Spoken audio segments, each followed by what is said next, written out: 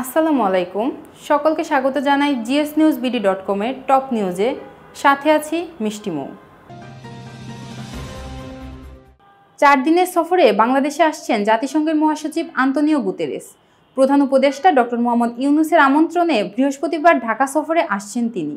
পররাষ্ট্র মন্ত্রণালয় সূত্রে জানা গেছে, সফরের দ্বিতীয় দিন শুক্রবার শুরুতে পররাষ্ট্র উপদেষ্টা মোহাম্মদ তৌহিদ হোসেন ও প্রধান উপদেষ্টার রোহিঙ্গা ও অগ্রাধিকার ইস্যু বিষয়ক বিশেষ দূত ডক্টর খলিলুর রহমান জাতিসংঘের মহাসচিবের সঙ্গে সাক্ষাৎ করবেন। পরে প্রধান উপদেষ্টা ডক্টর মোহাম্মদ ইউনূসের সঙ্গে সাক্ষাৎ করবেন মহাসচিব। এরপর কক্সবাজার রোহিঙ্গা ক্যাম্প পরিদর্শনে যাবেন আন্তোনিও গুতেরেস। সেখানে রোহিঙ্গা শরণার্থী স্থানীয় বাংলাদেশিদের সঙ্গে সাক্ষাৎ করবেন তিনি। ওই দিন রাতেই তিনি ঢাকায় ফিরবেন। সফরের তৃতীয় দিন শনিবার ঢাকায় থাকা সংস্থাটির কর্মকর্তাদের সঙ্গে বসবেন জাতিসংঘের মহাসচিব। একই দিন তরুণ নারী ও পুরুষ এবং সুশীল সমাজের প্রতিনিধিদের সঙ্গে সাক্ষাৎ করার কথা রয়েছে। ওই দিন প্রধান উপদেষ্টার আমন্ত্রণে ইফতার অনুষ্ঠানে যোগ দেবেন গুতেরেস।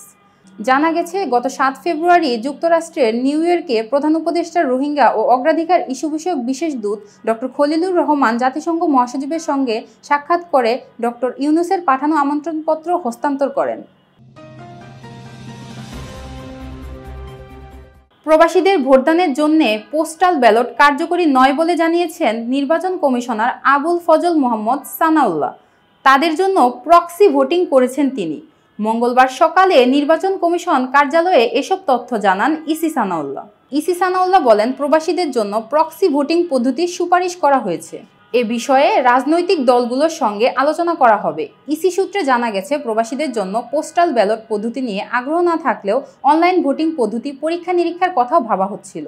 এবার প্রক্সি ভোটিং পদ্ধতি কার্যকর করা যায় কিনা সে বিষয়ে বিশেষজ্ঞ মত নিতে সংশ্লিষ্টদের সঙ্গে বসবে নির্বাচন কমিশন। গতকাল সোমবার প্রধান নির্বাচন কমিশনার সহ 4 নির্বাচন কমিশনার, ইসি সচিব, এনআইডি উইং সহ সংশ্লিষ্ট কর্মকর্তাদের সামনে নির্বাচন কমিশনের প্রবাসীদের জন্য প্রক্সি ভোট নিয়ে প্রেজেন্টেশনও উপস্থাপন করা হয়েছে।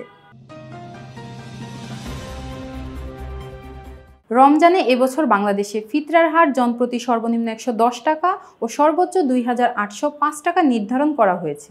মঙ্গলবার রাজধানীর বায়তুল মোকাররম জাতীয় মসজিদে ইসলামিক ফাউন্ডেশনের সভাকক্ষে জাতীয় সাদকাতুল ফিতর নির্ধারণ কমিটির সভায় 1446 হিজরি সনের ফিতরার এ হার নির্ধারণ করা হয়।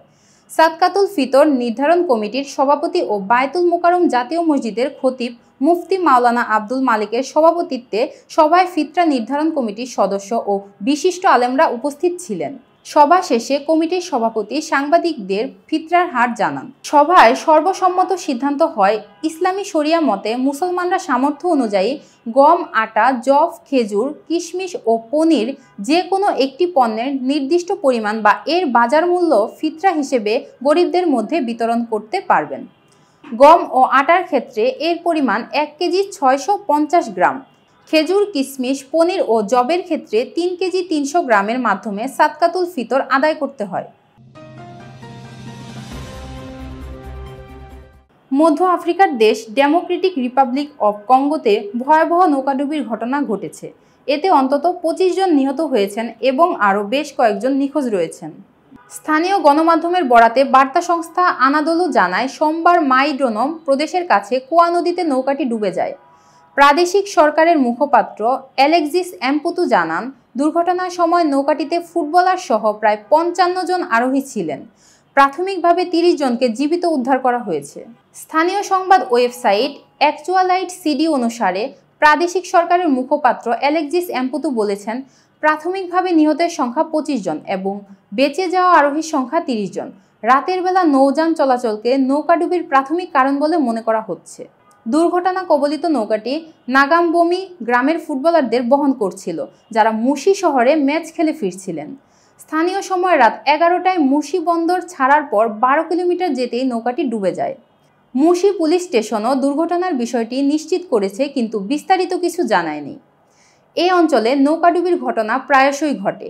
গত বছরও একই এলাকায় একটি নৌকা ডুবে বহু প্রাণহানি হয়েছিল। দিনের বেলায় রোজা, রাতে ফুটবল। ইউরোপিয়ান ফুটবলের সর্বোচ্চ স্তরে মুসলিম ফুটবলারদের জন্য চিত্রটা এমনই।